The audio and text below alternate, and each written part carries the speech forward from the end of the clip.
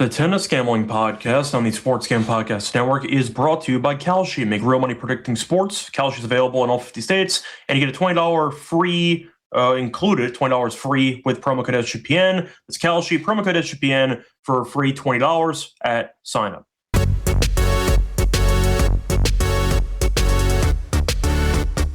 And welcome, everyone, to the Tennis Gam Podcast here on the Sports Gam Podcast Network. Currently, Wednesday afternoon, January 14th, around 4:30 p.m. Eastern Time. I'm Reichel once again going solo for this pod. Time to get into the quarterfinals in Adelaide and in Auckland. We're going to break down those matches in a few minutes. Before we get into that, though, a reminder, support the show by liking and subscribing on YouTube. A reminder, you can also find the podcast on Spotify or Apple. So once again, if you want to listen to the podcast audio only, you can do it on audio with Spotify and Apple. But no matter how you consume the podcast, help support the channel, help the show grow. Like, subscribe on YouTube, leave a rating and a review on Spotify or Apple. Pause reminder, check out the merch store on the SGPN website. We have a lot of great tennis merch. So if you like sweatshirts, t-shirts, and mugs, think you'll like the options we have. And we have a nice promo going on right now with the merch store. New year, new gear. The SGPN merch store has a bunch of new items for the new year. And right now, get 10% off everything. Promo code 2026. So once again, if you want to get yourself some merchandise,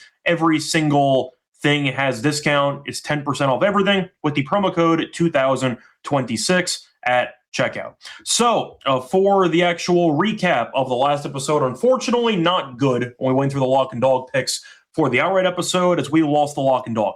For the lock, we had Mickelson in straight sets in the first round. He had minus 110, ended up beating Navone, but he no-showed the first 25 minutes or so of the match, and he lost the first set. So Mickelson won, but unfortunately he no-showed one set, and that's all it takes to lose this play. Picked up a loss there for the lock. For the dog, bit of an annoying loss there with Agut and Perricard first set over 10.5 games at plus 140. Still love the price. We were on decent pace. And then eventually Agut ended up getting broken. Had a couple of game points in there too, but unfortunately could not convert, and then eventually did lose the first set 6-3. But it was actually tracking decently. Just one bad couple of points there by Agut, and unfortunately that was enough to lose the play.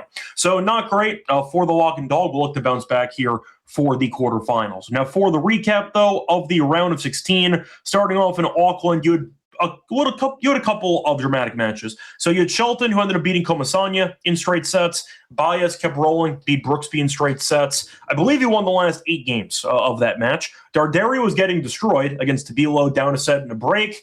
And then he dominated in the back half of the match as he won in 3. Giron ended up beating Mickelson in straight sets. Perricard won a marathon against Norrie, classic fashion, final set tiebreak, and he won in 3. Mensik ended up outlasting Medjedovic there in 3 sets as well. Not too dramatic, though. In the third, he was up a couple of breaks, and they're getting the job done there in 3. Spaziri ends up continuing his qualifying run as he ended up beating Borges in straight sets, and Morozin pulled off an upset as he was able to beat Ruud in straight sets. So a nice job by him. Moving on to Adelaide, it was very straightforward. In fact, he only had one match that went into a third set, which was Munar, who ended up losing the first set to Sarundalo, came back and won in 3. Besides that, it was very straightforward. Fekina ended up beating Hichikata in straight sets. Umber ended up beating Griekspoor in straight sets. Shevchenko ended up upsetting Fuchsovics in straight sets. Magic beat Hallis in straight sets. Vukic beat Vavasori in straight sets. And Paul ended up beating Opelka in straight sets. We were missing one match, though, because Kokkinakis ended up withdrawing from the event after his win against Korda. So Vacherat got a bye and a walkover, basically, into the quarterfinals. So really no drama at all in Adelaide, but Auckland had a couple of close matches, and we'll see how the matches unfold here in the quarterfinals. Besides that, though, looking at the other news going around in tennis, of course, you still have Aussie Open qualifying going around, but that is still not done yet, so I can't really recap that. The only thing I have to mention, though, is that as a reminder, which Offner found out the hard way, it is a final set tie break to 10. In the Aussie Open qualifying. Offner thought it was to 7. He went up 7-1 against Bassavaretti in the final set breaker, celebrated, and then ended up losing. So that is a heartbreaker. I believe it was 7-1, celebrated prematurely, ended up falling apart, and Boston won. I believe it was 13-11 in the final set breaker, and then did a choking emoji or an emoticon, I guess, as a celebration. Shout out to Reggie Miller. So, yeah, that's how that went as the main piece of drama, so to speak. Often I forgot how many points are in the Aussie Open qualifying tiebreaker in the final set, and he ended up prematurely celebrating before completely imploding. Besides that, though, looking at the other things that are worth talking about here, nothing else to really talk about. You ended up seeing a really nice story. You ended up doing the 1-point slam in the Aussie Open, which if you're not familiar with, it's exactly what it sounds like. It is a full-on bracket where 1 point ends up determining the winner, and you end up playing it out. The winner gets $1 million in Australian dollars. An amateur player ended up winning, Jordan Smith. So congratulations to him, as he ended up beating Yannick Sinner and ended up winning the title. So congratulations, as he ended up winning a casual $1 million in Aussie money, which is about $670,000. So Jordan Smith, congratulations. He won the 1-point slam for about $670,000. Not a bad day to once again spend your Wednesday morning. So nice job by him there. I see Rex chiming in about Offner as well. Ended up choking. It was Boston who came back. I just mentioned that, and he ended up losing 13-11 in the final set breaker.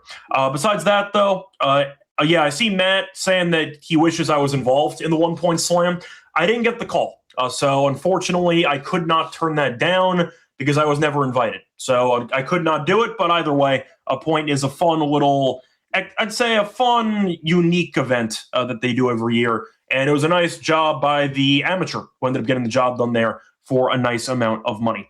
Anyway, before we get into the actual breakdown of the quarterfinal matches in Adelaide and in Auckland, a reminder that we are brought to you by our sponsor, which is Avo. So Avo, if you want to make more money with Avo, once again, AVO, best sports betting tool that helps you make profit every time. When you decide to place bets by doing arbitrage and plus EV opportunities for you faster than the competitors, they keep you organized in one place. And if you're new to arbitrage betting, you manage to bet both sides of the same market, get a guaranteed profit, and Avo can help you do that. Clean dashboard, easy to understand. They also have multiple video guides if you are curious about it. But a reminder that if you want to check out Avo, use the link avo.bet, use the code SGPN for $18 off. That's avo.bet, promo code SGPN for $18 off your purchase. We're also brought to you by Kalshi, real money prediction market, legal in all 50 states. Trade tons of markets and sports, including the NFL, college football, college basketball, NBA, NHL, and more. Plus, you can also trade props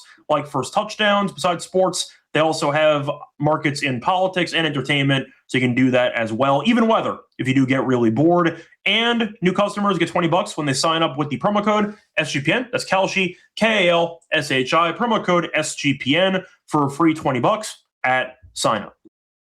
Welcome back, everyone, to the Tennis Game Podcast. Finished going through the round of 16 recap. Time to go on into the preview of the quarterfinals. So, starting off in Auckland, looking at the first matchup here, you have Darderi taking on Giron. Giron laying about 3.5, and the over-under is at 22.5. For the money line, Giron is minus 235, and Darderi's around plus 188. So, for the head-to-head, a couple of meetings, but there's a little bit of a snafu there. 2 meetings, none of them on hard court. So tough to evaluate how much the head-to-head matters. But either way, a point is it is currently tied 1-1. Face off last year in Eastport on grass, Giron won in straight sets. Faced off in Houston on clay 2024, and Darderi won in straight sets. Giron, though, has been very good to start the year, as he's 5-1. Only loss was in Hong Kong to Bublik, and Bublik won the entire event. In fact, Giron won a set off Bublik.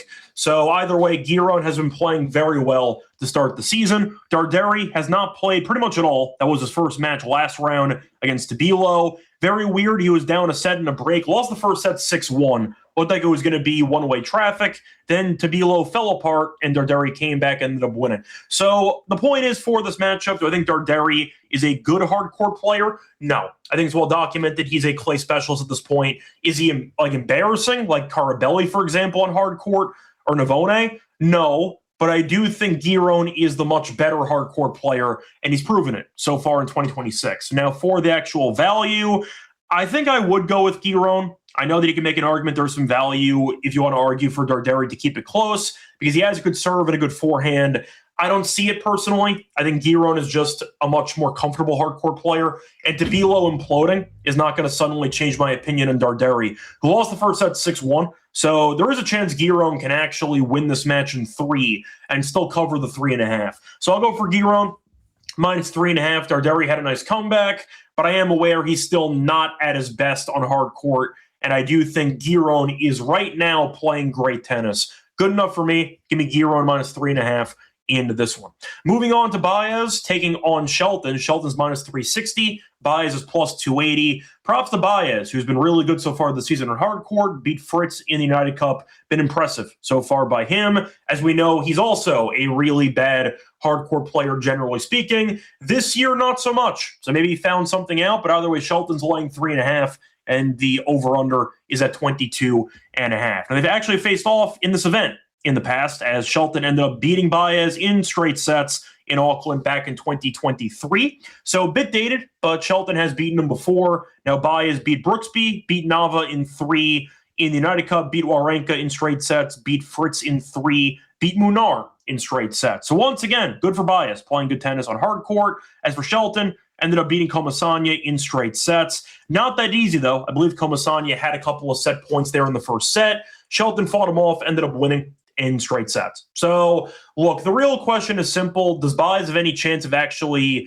I'd say, breaking Shelton in this one? Because we know that Baez is 5'7", and the fact is Shelton is still a very good server. Now, I think the answer is yes on occasion, because Shelton did not get broken in that first meeting in Auckland. But there were a couple break points, and we know Shelton's shot selection and unforced error issue can be alarming at times. So Baez, if he keeps playing the way he is, maybe he can find a break. We know Baez is also not a great server in general. He served better so far this year, but Shelton, we know, is still very tall. He can get a racket on a lot of extra balls, and I do think that Baez will be in trouble over the course of this match because of it. Now, will Baez win a set?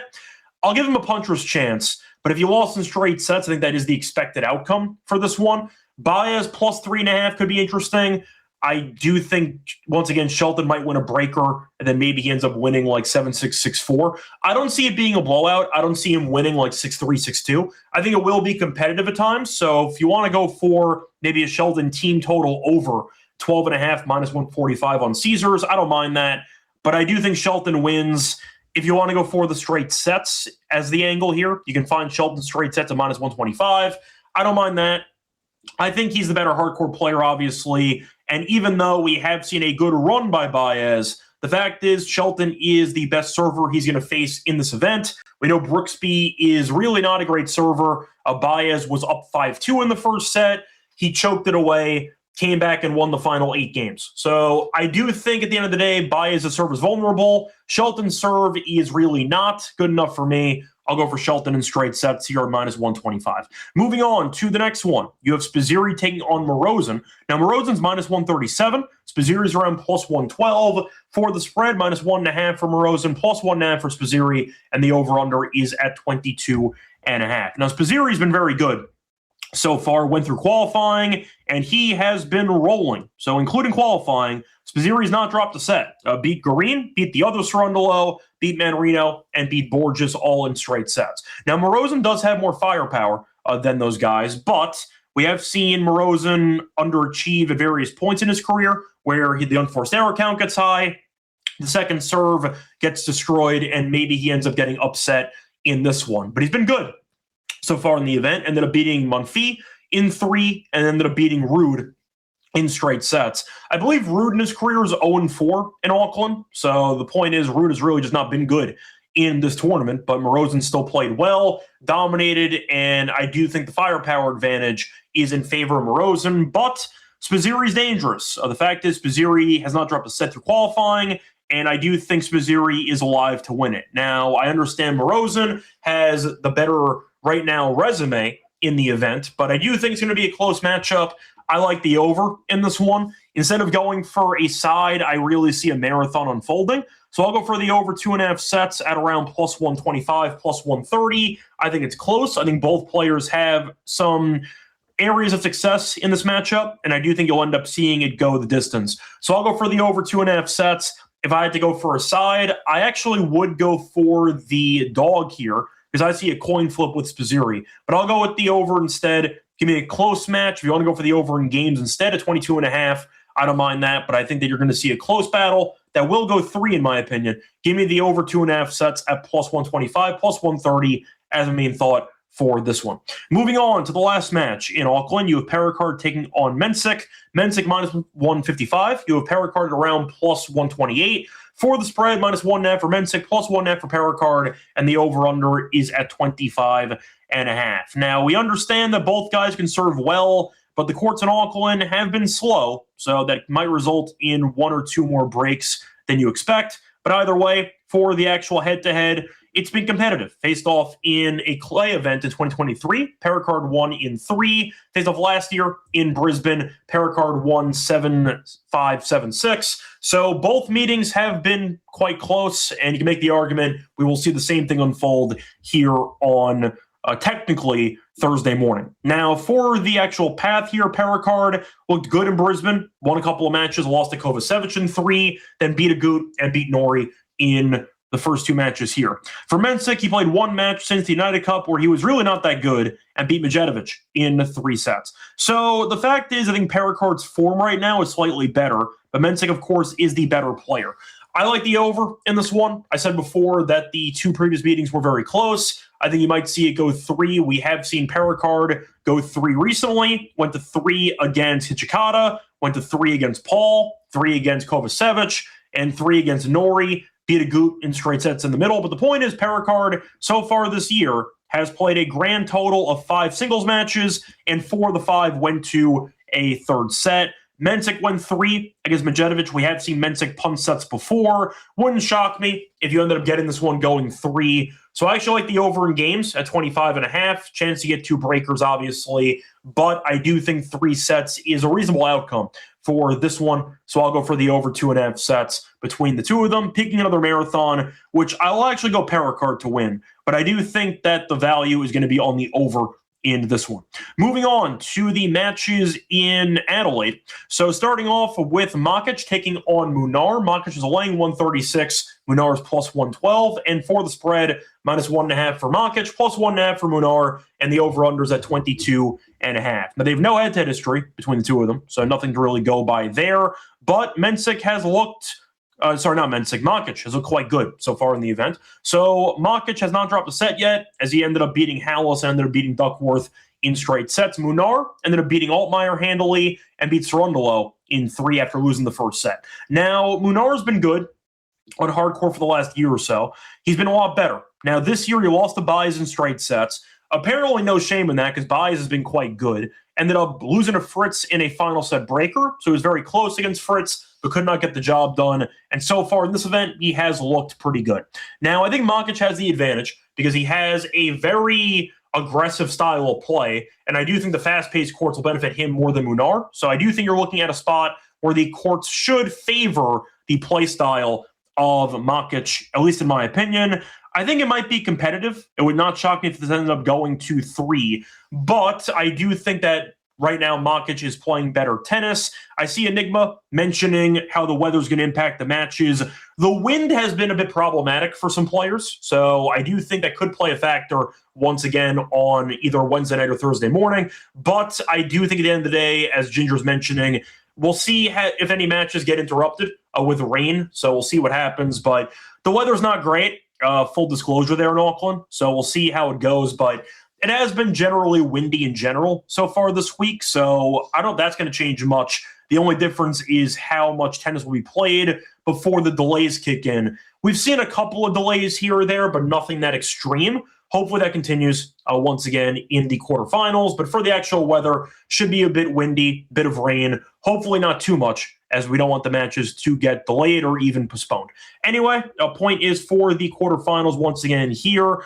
I'll go Makic in this one. I think Makic is right now in good form. I think that he's playing a certain brand of tennis that should keep Munar on the defensive, and I do think that Makic's serve is better. The issue for Makic in his career has been injuries. We have seen him win a title before. Munar has not done that on the ATP level. Again, Munar's been good, but I do think that Makic has right now, in my opinion, the better skill set suited for these courts. I'll go Makic to get the job done in this one. Moving on to the next one, you have Vukic, who ended up beating Tsitsipas, ended up making it all the way to the quarterfinals, taking on Paul. Paul's a massive favorite, minus 345. Vukic is plus 265 for the spread, minus 3.5 for Paul, plus 3.5 for Vukic, and the over-under is at 22.5 games. Now, Vukic has been serving very well in the event. I am aware that facing off against Vavasori in the round of 16 is basically a dream draw, but still, Vukic has been good in the event so far.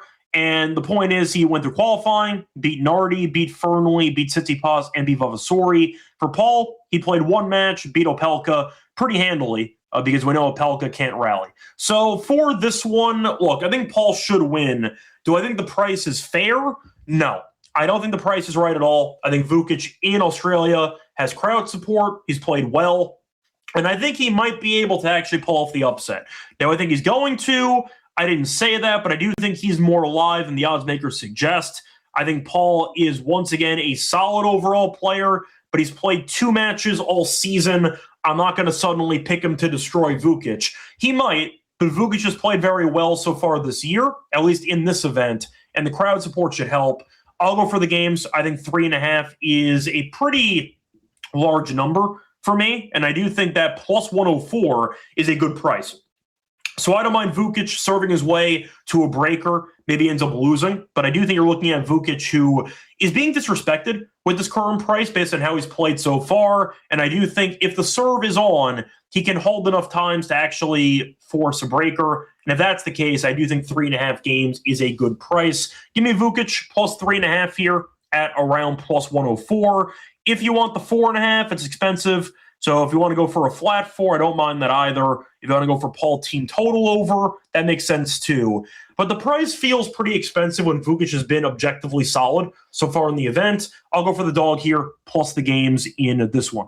Moving on to the next match that we're going to talk about here in Adelaide. Next one is going to be between Humbert and Shevchenko. Humbert, massive favorite, minus 360 for Shevchenko, plus 280. For the spread, minus 4.5 for Humbert, plus 4.5 for Shevchenko, and the over-unders at 21.5. Now, they actually have faced off before, as ended up facing off in a Grand Slam a couple years ago. Faced off in Wimbledon 2024, Humbert 1-5, and faced off in Metz on hard court a couple years ago, and Humbert did win in straight sets. So the point is, we have seen Humbert play well, but not, I'd say, completely dominant against the opposition here. But we know Shevchenko can be a really tough player to put away. Humbert, I think, is, of course, a worthy favorite in this one. Beat Ottman and beat Griekspoor both in straight sets. Shevchenko went through qualifying, beat Taberner, beat Misalic, so 2 clay specialists in qualifying, beat De Zoomer in 3, ended up beating Fucsovics in straight sets. He was supposed to face off against Nakashima in the first round. Nakashima dropped out, and he ended up facing off against De Zoomer. So overall, not a bad draw for Shevchenko. Yes, Fucsovics is a good hardcore player. De Zoomer, though, not really. Misalic, not at all. And Taberner, not really. So Shevchenko's gotten here. Bit of a fugazi, though, when you look at the competition. And when you're looking at Ottman, who was able to go to the semis in the DC last year, or in Cincy last year, I mean, and you ended up looking at Griekspoor, who has not been good so far this year, but he's still tricky to beat on quick hard courts with the serve.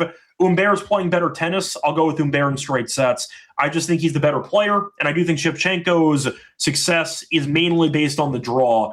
I like the price, minus 125. Give me that as, for this one. Give me Humbert in straight sets as my pick for this match. Moving on to the last one. You have Fokina taking on Vacherat. Fokina minus 180. Vacherat's plus 145. For the spread, minus 2.5 for Fokina, plus 2.5 for Vacherat, and the over-unders at 22.5 games. Now, Fokina looked very good against Hijikata. They faced off previously in the French Open. Actually did go to 4 sets, but Fokina did end up winning. That was 2 years ago.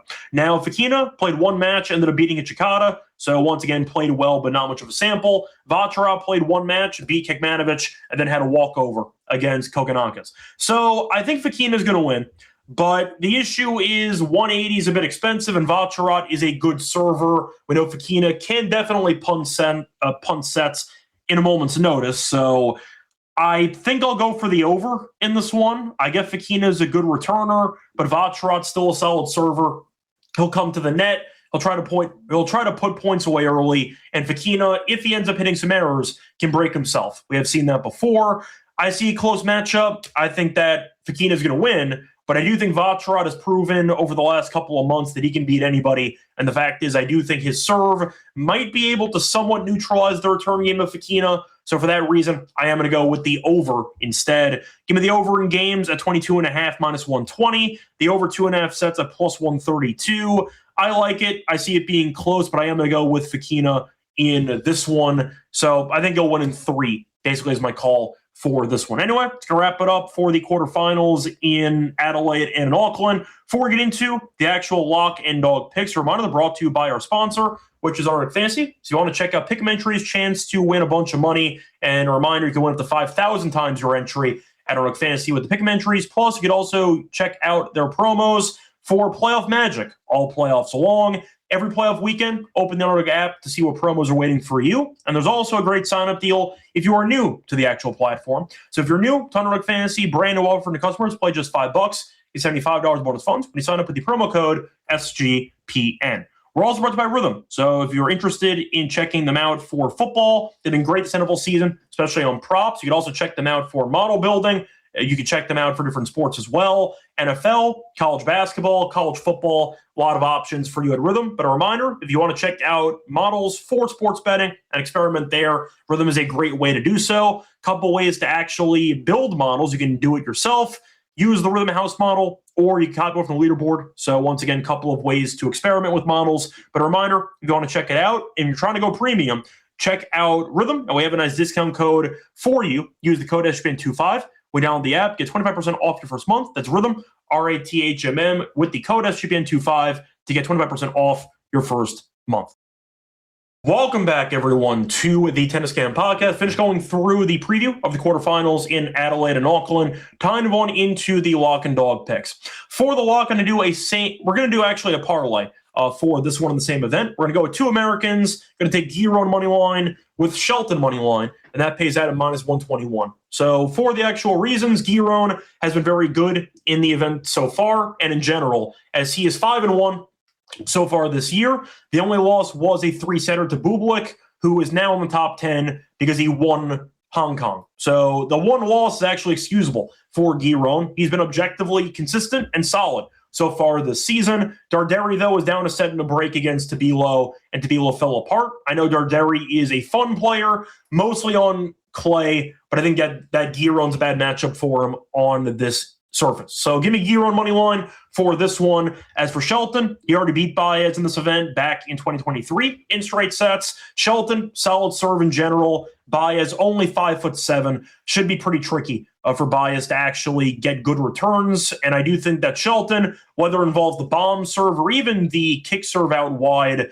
I do think Baez will have some problems returning. And I think that Shelton will find some openings in the Baez service game. So give me Shelton as well for this one. Once again, Giron money line, Shelton money line, pretty straightforward at minus 121 as the 2-pick parlay lock. For the dog, going to go back to the Makic match against Munar. Give me Makic to win the first set and the match at plus 114. So Makic has been very good in the event. He has not dropped a set yet. He's been coasting. And the fact is, we know his firepower can be dangerous on quick courts. Now, Munar has been good so far this season, or at least in this event, but he has been dropping sets. And the fact is, he's been very bad early in matches. Munar has lost the first set in 3 of his first 4 matches this season. We saw Munar drop the first set against Cerundolo in the last match. We saw him in the United Cup drop the first set to Fritz, lost in 3, lost in straight sets to Baez. The point is, if I think that, once again, Makic is going to win, you can find some value because Munar has been really bad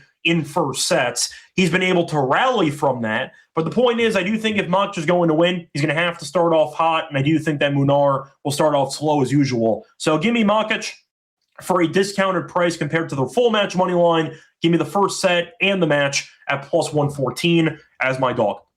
So once again, the plays here for the quarters, the lock's going to be on Giron money line and Shelton money line, 2-big parlay, minus 121. For the dog, I'm going to go with Makic to win the first set and the match at plus 114. Anyways, to wrap it up for the show, back once again for the semis in Adelaide and Auckland. And a reminder, until next time, support the show by subscribing to YouTube, leave a rating and a review on Spotify or Apple. Find me on Twitter, Reichel Radio as well. Till next time, good luck to all of you and all of your bets. Bye, everyone.